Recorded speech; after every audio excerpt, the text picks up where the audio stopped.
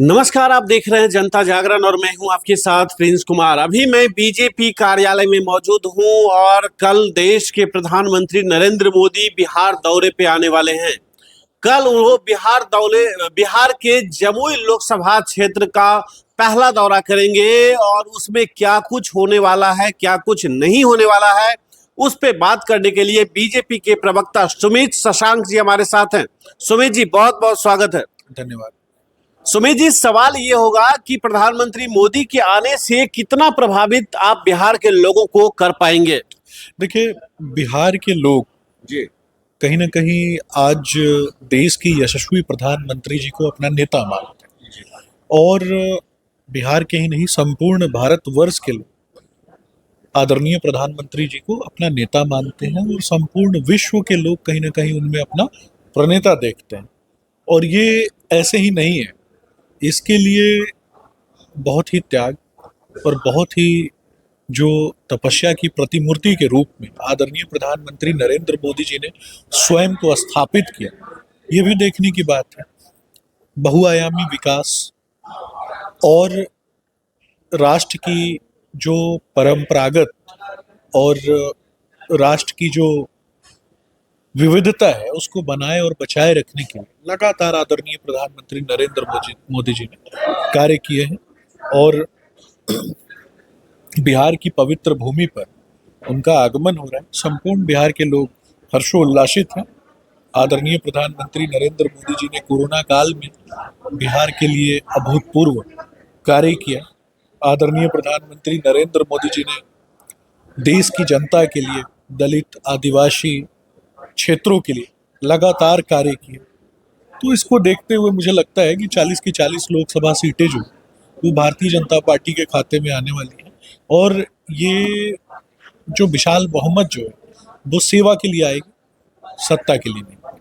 सवाल एक ये भी है सुमित जी कि अभी अभी तेजस्वी यादव पूर्णिया के लिए निकल रहे थे पटना से। उन्होंने एयरपोर्ट पे बहुत बड़ी बात कह दी। उन्होंने बोला कि प्रधानमंत्री मोदी आ रहे हैं, हर बार की तरह फिर इस बार भी परिवारवाद पे हमला करेंगे। और वो जिस कार्यक्रम में कल आ रहे हैं, जिस प्रत्याशी के लिए कल वो प्रचार करने आ रहे हैं, वो प्रत्याशी भी परिवारवाद का हिस्सा हैं। कैसे देखते हैं आप? देखिए, अपने परिवार की डफली बजाने वाले लोग, उनको पता है, बहुत अच्छे से पता है कि एक कहावत है ना, चोर की दाढ़ी में तिनका। तो ये कहीं ना कहीं ये भी समझना है कि लालू जी ने सिर्फ अपने परिवार को बनाने के लिए बात की। बिहार के गरीबों के लिए, बिहार के जो मजदूर वर्ग है उसके लिए, बिहार के अंतिम पायदान पर बैठे हुए व्यक्ति के लिए, गांव ग्रामीण क्षेत्रों के लिए उन्होंने तो कुछ किया नहीं। सिर्फ अपनी बेटी को टिकट देने की बात करते हैं। एक बेटी जो बार बार चुनाव हार जाती है, जिसने कभी भी बिहार की जनता ने हमेशा जिसे हार का मुंह दिखाया हो, वैसे लोग भी बार बार मुंह उठा करके टिकट पाने की रेस में आगे बढ़ जाते हैं। और उन्हीं की पार्टी में जो कार्यकर्ता उनके लिए झंडा उठाता है, उनके लिए चादर बिछाता है, उसको तो कभी इन्होंने टिकट दिया नहीं। गांव से आने वाला व्यक्ति, गरीब व्यक्ति और उनके जो बच्चे हैं, उनके सपने, वो सिर्फ सपने ही हैं। और इनके बच्चों के जो सपने हैं, वो उन सपनों को पूरा करने के लिए ये टिकट बांटा करते हैं। एक तरफ बाहुबलियों को टिकट देते हैं, एक तरफ ऐसे लोगों का महिमा मंडन करते हैं जो अपने अपने क्षेत्रों में, जिन लोगों ने बाहुबल के नए आयाम स्थापित किए हों, किसी का विवाह करवा के किसी को टिकट देते हैं। समाज को तोड़ने के लिए लगातार बयानबाजी करवाते हैं। एक जाति वर्ग से आने वाले व्यक्ति को जानबूझ के दूसरे जाति वर्ग से आने वाले व्यक्ति के ऊपर टीका टिप्पणी के लिए उकसाते हैं। तो ये फूट डालो, राज करो और नफरत फैलाओ की नीति पर चलने वाले लोग हैं।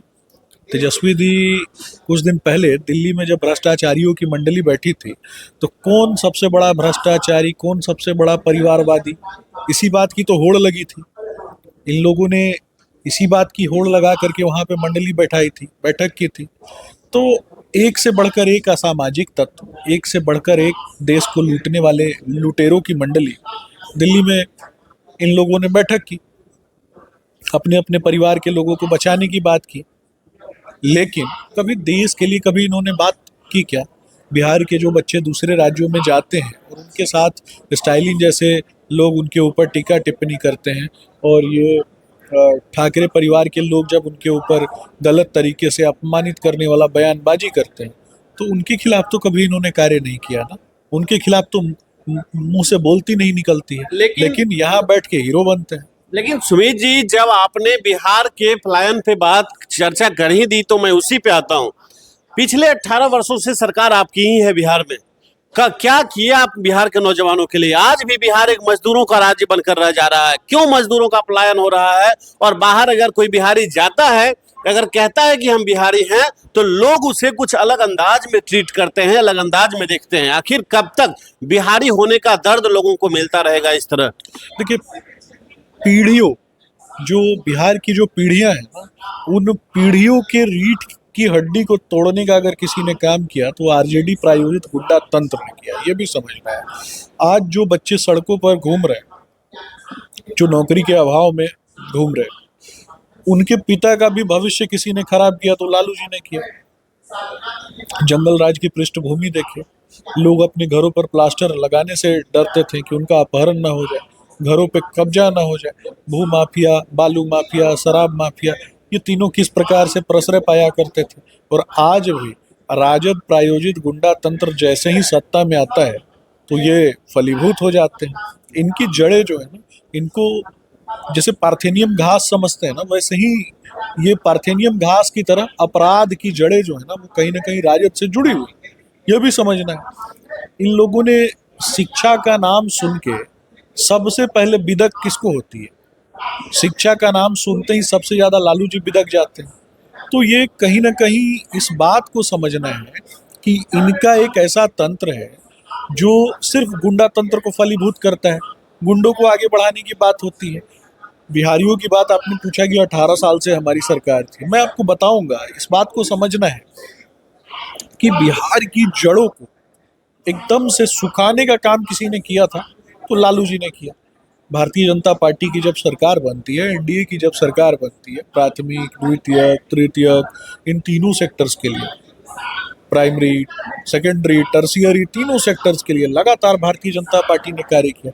एक तरफ अकाल ग्रसित क्षेत्र तो दूसरी तरफ बाढ़ ग्रसित क्षेत्र, इन दोनों क्षेत्रों के लिए क्रमबद्ध तरीके से ये जो सड़कों का जो जाल बिछा है, किसके शासन में काल में हुआ है, ये भी तो देखने की बात है ना।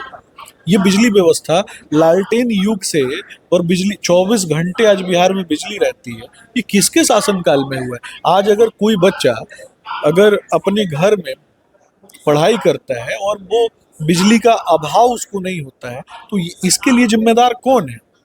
ये जो अच्छाइयां हैं ये लोगों को दिखाई नहीं देती हैं। ये सिर्फ इनके पिताजी ने चारा चोरी कर लिया, इनके पिताजी ने अलकतरा चोरी कर लिया, और ये लोगों के द्वारा किए गए कामों का क्रेडिट चोरी करते हैं।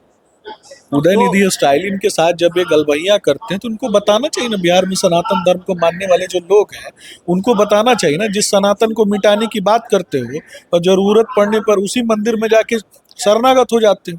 तो कहावत है ना कि सियार वही है पूंछ रंगा हुआ है। तो पूंछ रंगा के घूमने वाले जो लोग हैं, ये जो पूंछ रंगा के घूमने वाले लोगों को बताना चाहिए ना कि ये किस प्रकार की चीजें करते हैं। लेकिन बात यह है सुमित जी, एक सवाल यह है कि जिस तरह से तेजस्वी यादव लगातार दावे कर रहे हैं कि 17 महीना वर्सेस 17 साल, देखिए नौकरी मतलब तेजस्वी सरकार। अरे फर्जी बातें करना ना कोई लालू परिवार से सीखे। एक बेटी इनकी सिंगापुर में बैठ के ट्वीट कर देती है तो ये बताते हैं कि उसने पार्टी के लिए काम किया। यहाँ उनका जो कार्यकर्ता खून पसीना बहाता है और उसके लिए कभी ये नहीं सोचते। वैसे लोगों को तो ये अपमानित करते हैं, उनके ऊपर तो गाड़ी चढ़ाने की बात करते हैं। आपने देखा था ना वीडियो कि 2-4 गिरेगा, चढ़ा दो गाड़ी। किसने बोला था? तेजस्वी यादव ने बोला था ना। वो वीडियो अगर सही है तो ये भी तो समझना है ना कि ऐसी मानसिकता, ऐसी गंदी मानसिकता वाले लोग जो हैं वो बिहार में अपने आप को राजा घोषित किए हुए हैं, और गरीब के जो बच्चे हैं उनके सपने नहीं है क्या? मैं तो चैलेंज करता हूं आपके चैनल के माध्यम से, अगर थोड़ी सी भी शर्म है ना तेजस्वी जी में, आकर के मुझसे डिबेट करें।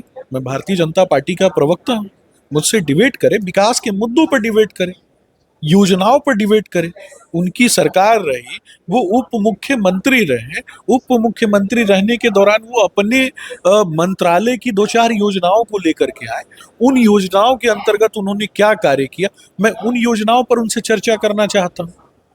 केंद्र सरकार की जो हमारी योजनाएं हैं, मैं उन योजनाओं पर उनसे चर्चा करना चाहता हूँ। बिहार के विकास के मुद्दों पर चर्चा करना चाहता हूँ। जिस एक जाति वर्ग के लिए और जिस एक समाज के लिए वो तथाकथित रूप से अपने आप को दंभ भरते हैं, और उसका भी तो उत्थान नहीं किया ना उन्होंने। मैं उसी के विकास की बात करता हूं उनसे। अब वो तो माई बाप की बात कर रहे हैं। फर्जी, ये सारे के सारे फर्जी लोग, ऐसे लोगों को अंडमान के जेल में होना चाहिए, ऐसे लोगों को तिहाड़ जेल में होना चाहिए। ये लोग बिहार में भटक रहे हैं और कहीं ना कहीं बिहार की यशस्वी जनता को भटकाने का काम कर रहे हैं। सुमित जी, आखिरी सवाल होगा, क्या कहेंगे इस बार प्रधानमंत्री मोदी कल जहां जमुई आ रहे हैं तो प्रस्तावित उनका नवादा भी है और औरंगाबाद भी है।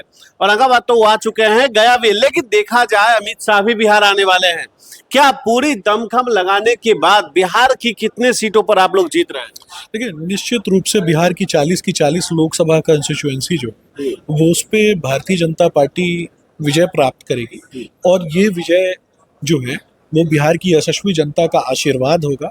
और ये विजय जो है वो सत्ता के लिए नहीं, ये सेवा के लिए होगी। और निश्चित रूप से ऐसे जो नकारा नेता जो हैं, जिन्होंने बिहार को बर्बाद किया है, ऐसे बाहुबलियों की जो जमात है, ऐसे बाहुबलियों की जमात को उनकी औकात जो है वो बिहार की यशस्वी जनता दिखाएगी। हम बिहार के यशस्वी जनता और उनके सम्मान की लड़ाई लड़ते हैं, और ऐसे नकारा लोगों से बिहार की यशस्वी जनता डरती नहीं है। चलिए, बहुत बहुत शुक्रिया। आप सुन रहे थे बीजेपी प्रवक्ता सुमित शशांक को। इन्होंने साफ साफ शब्दों में कह दिया कि प्रधानमंत्री मोदी आ रहे हैं और बिहार के लोगों का आशीर्वाद लेने आ रहे हैं। जो उन्होंने पिछले 10 सालों में बिहार के लिए, देश के लिए काम किया है, उसी काम को लोगों से रूबरू होने और लोगों का आशीर्वाद लेने बिहार आ रहे हैं, बिहार की धरती पे आ रहे हैं। लेकिन अब देखना होगा कि बिहार की जनता क्या कुछ, कितना विश्वास बीजेपी एनडीए गठबंधन पे जता पाती है और कितना ही विश्वास इंडिया गठबंधन पे जता पाती है, ये तो आने वाला वक्त बताएगा। लेकिन मौजूदा परिस्थिति में जो स्थिति दिख रही है वो आपके सामने है। चलिए, फिलहाल अभी के लिए इतना ही। आगे का अपडेट मैं आपको बहुत जल्द दूंगा। तब तक के लिए बने रहे जनता जागरण के साथ। मैं हूं आपके साथ प्रिंस कुमार। नमस्कार।